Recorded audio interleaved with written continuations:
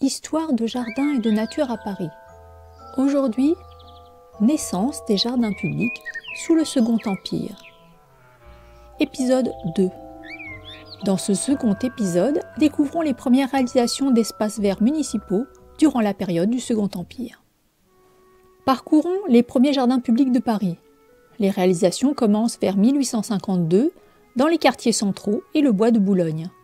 En 1859, Paris, découpé en 20 arrondissements, couvre sa surface actuelle lorsque l'empereur signe le décret d'annexion de toute ou une partie des communes limitrophes. Portons notre attention sur deux squares dessinés par Adolphe Alphand dans le centre de Paris. Le square des Arts et Métiers, nommé maintenant Émile Chautemps, et celui de la Tour Saint-Jacques. Bien que de surface proche, environ 4000 m² pour le premier et 6000 m² pour le second, ils sont de styles radicalement différents. Le premier est régulier et le second est paysager.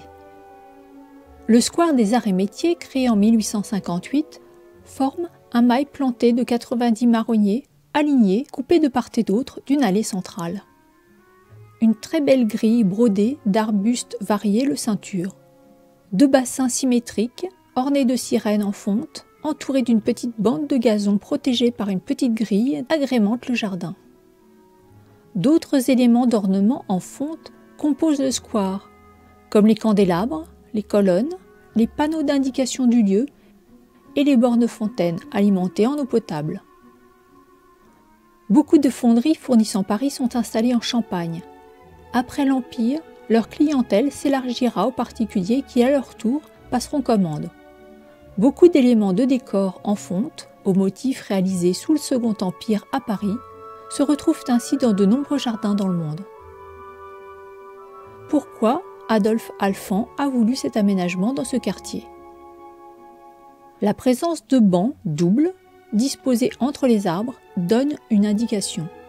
Ces assises font office de salle d'attente en plein air pour les spectateurs des grandes salles de spectacle proches. Beaucoup ont été démolis lors des créations des places et des grands boulevards, mais d'autres, plus grandes, comme le théâtre de la Gaîté Lyrique, construit en 1862, les ont remplacés. À cette époque, les arbres subissent une taille sévère en hiver, pour laisser à disposition des Parisiens des fagots de bois de chauffage. À l'heure actuelle, la gestion des arbres a changé. Les ports sont plus libres et les distances entre les arbres sont accrues.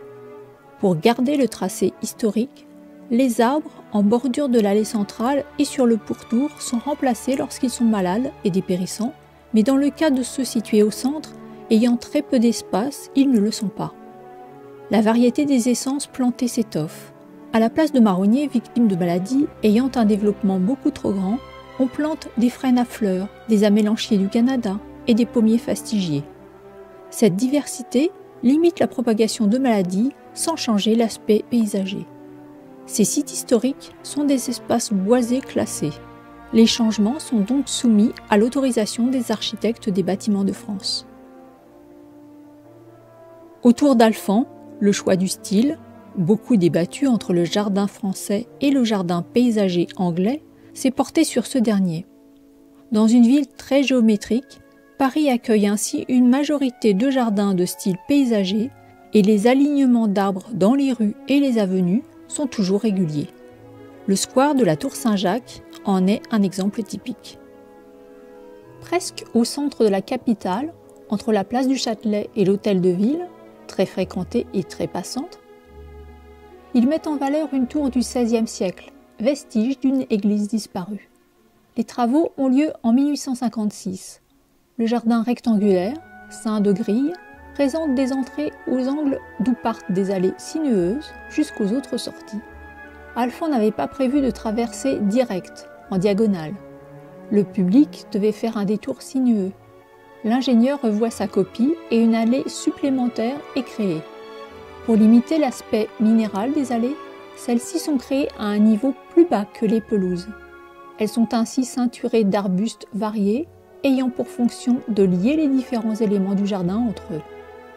Les grands arbres, disposés avec soin, sont accompagnés d'arbustes et ferment la vue pour les essences les plus courantes, ou sont plantés sur les pelouses pour laisser passer le regard pour les essences les plus rares. de magnifiques corbeilles florales attirent les regards et exposent le savoir-faire horticole de la ville. Certaines sont visibles de la rue pour attirer les passants. En effet, en périphérie du jardin, les arbustes sont plantés de façon discontinue, créant des trouées ou fenêtres avec vue sur l'effervescence de la ville. Les grands travaux réalisés sous le Second Empire, sur une vingtaine d'années, offrent un nouveau visage à la capitale, où les Parisiens peuvent s'aérer sur les boulevards arborés et dans les jardins et grands parcs publics, comme le parc des Buttes-Chaumont, fleuron des réalisations de cette période du Second Empire, que nous découvrirons dans le 3e et dernier épisode.